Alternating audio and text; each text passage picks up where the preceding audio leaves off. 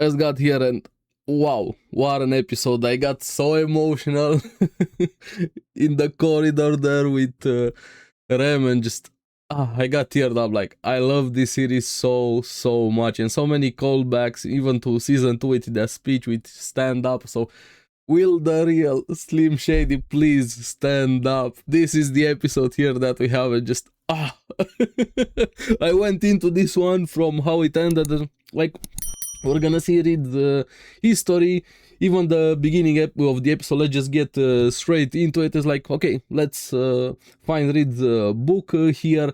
Did he actually die? I'm trying to figure this out. Is he still alive here?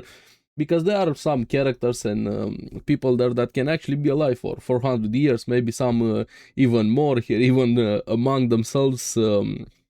Here, but then they slowly figure out that yes, he actually did die, and he's not the type of person to stand still. But before we get into that, was like, yeah, okay, so we're gonna have a flashback of Reid. That's how I went into this episode. Little did I know I was gonna get so emotional here. And even this, when I had that episode, like, Subaru is always Subaru at his core. When we had that episode, go back and watch my video if you guys want me to delve deeper into that here. We have Subaru sensing a bit something with Julius, because he still had that intention of defeating Reid. He has that chip on his shoulder here, and takes him to the side to talk a bit with him, and kind of in a way clearing the air between them. And I really hope right now, with the memories being back, I want to have that conversation with Julius, because Julius has been one of the star characters of this arc also, and the dynamic between them is great. But here he still doesn't have his memories, at least in this part of the episode, and he says the other Subaru must have done something to you. And just the conversation there between them, the magic spell here, that's something else.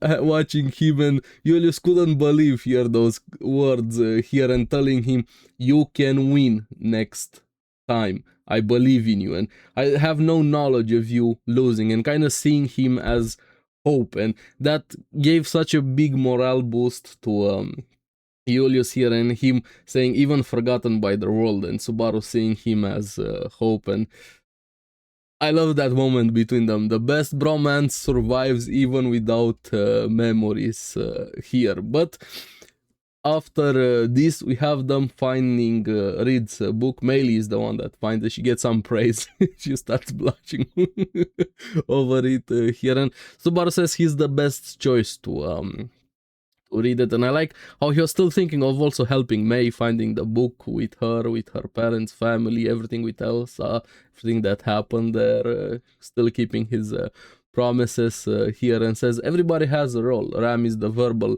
abuser. Shola with her grammar starts ripping her clothes off.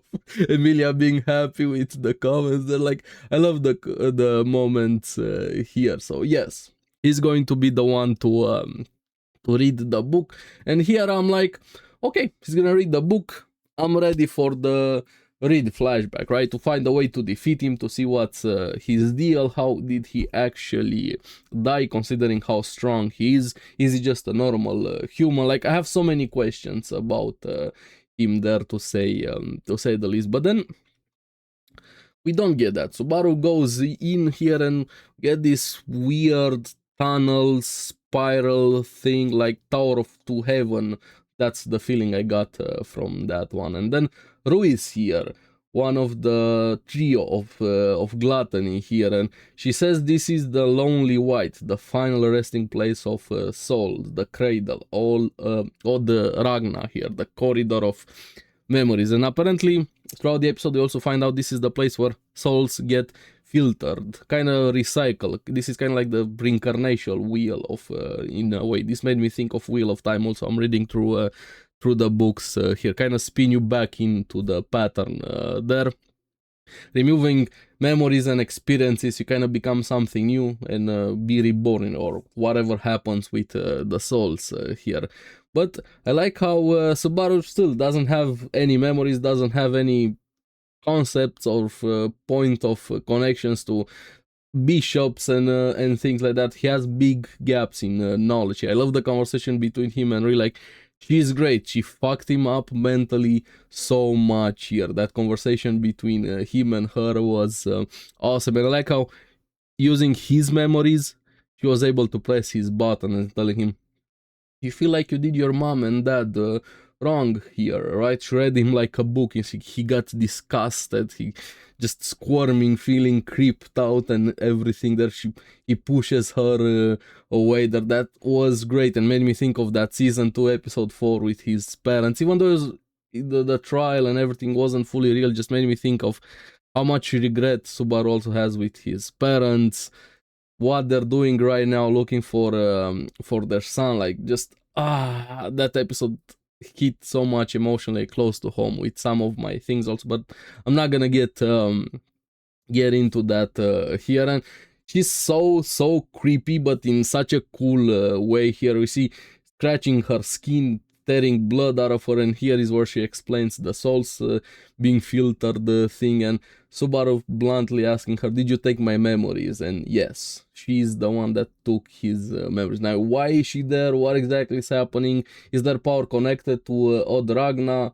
We still don't fully know how exactly the bishops work, and especially gluttony here, but it's probably connected considering what this Odd Ragna does, this mechanism, tower, or whatever it is. But then also on the outside, the demon beasts are going wild and starting attacking the tower, everybody having to fight them. Shola starts blasting everywhere as best as she can with artillery fire there, with infinite hell snipe here, but there's way too many of them, so this is kind of a race against time at the same time here. And just to make things work, the brothers are here. Lie, we haven't seen Roy yet, so who knows what Roy is doing, but Lie is definitely here, and Roy confirms that both of them are here. We just don't know where the other one is.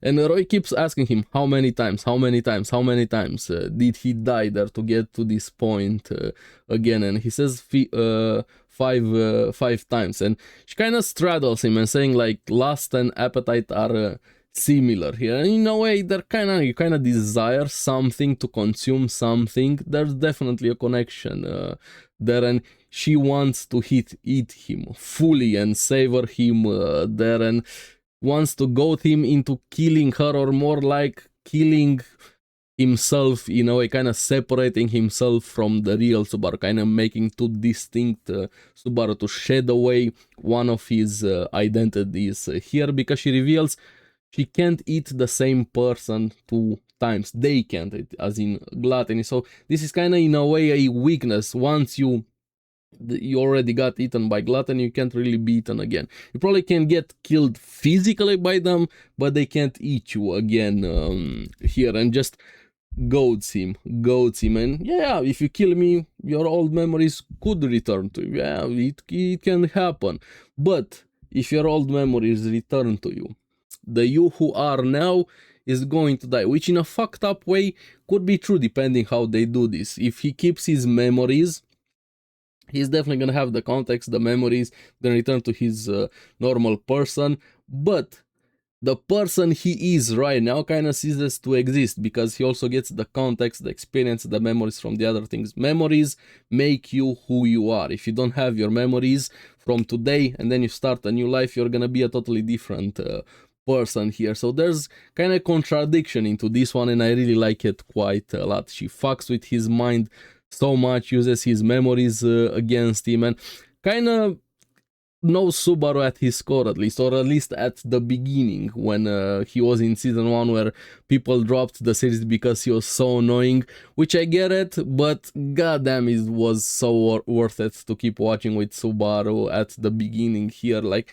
I've rewatched the series quite a few times there, and I still want to slap him how he was at the start of the series, how pushy he was with others, pushing his intent, his wishes, so selfish, so arrogant. Here, the breakdown he had with Emilia there on the bed, his dynamic with Julius, but after that, so much character growth. He's one of my favorite main characters in any story I ever consumed, movies, anime, manga, anything here. He's so good for me and calling him out. Subaru wanted having this sense of superiority and got drunk on it, which is very true, and tries to goad him into killing her and, like I said, deleting that other Subaru in a way to break him and just try loving yourself more. He wants to be with everyone. Or you see Subaru breaking, like this actually got to his core so much, because even current Subaru with these new memories he forged here, he got attached to everybody else. His sense of identity also, it's tied to them, and especially with Emilia when she had that moment with him, another great episode here, and him crying and slowly squeezing harder on Rui's neck. She was about to get what she wanted here. And then you see the slow walk while she was telling, kill Subaru Natsuki, kill him, you're the only one, kill him. And then you see the slow walk, and I was like, okay, so we're gonna have two Subarus talking to each other in a way, and I didn't expect this. Like, when I realized who she was, and you see that Rui can't see it, and it's Rem, I got teared up. I was like, no. That hit so much like an emotional track. Even right now I'm getting tears here. It's Rem and tells him why choose, and on that tone just instantly, stand up, stand up, stand up. Like, god. Rem, I'm so happy to see you. And this is kind of like a callback bit there to season 2. I don't remember the episode when Carmilla was in Rem as disguise, and Subaru told her, this is not the real Rem, she would told me to stand up. And we see it here, the insane callback to that moment there, and I was watching more and more and more. So this, we kind of got confirmation with Rem. There's a possibility maybe you can get the memories back from me. Even something towards the end of the episode we're gonna get into that. But him, without even knowing who she is, those connections can never go away, especially something so deep that was between them there, and just hearing her, stand up, my hero, go and save all of them, go and save all of it, everything here. And him, can I do it, can I actually do this? And her saying, you can, because you are my hero. I'm like, oh, god damn, that's so good. I'm so happy to see Rem again there, and after that Reid tries again, but none of her bullshit are working, and he's like, I've had enough. And here is where she reveals she can't eat the same person twice, and they want to be happy, referring to gluttony as all of them here, and asking, telling him, you can't choose your life, but what if you could? She wants to obtain the memory of death, but she also wants the fresh sensation of death, of somebody that went through this fresh, so to say, because she had the memories of all Subaru, but saying those are old memories, they don't really matter that much, and she wants to eat his entire being. Let us eat our fill of you. And he's like, no, fuck off. I'm paraphrasing, of course he didn't say fuck off, but along the same lines, all of it belongs to me, starve to death here. And he has his memories when he says the names of his parents and him being Natsuki, Subaru here, and that's one thing, this is something else. And like, oh, I'm so happy here.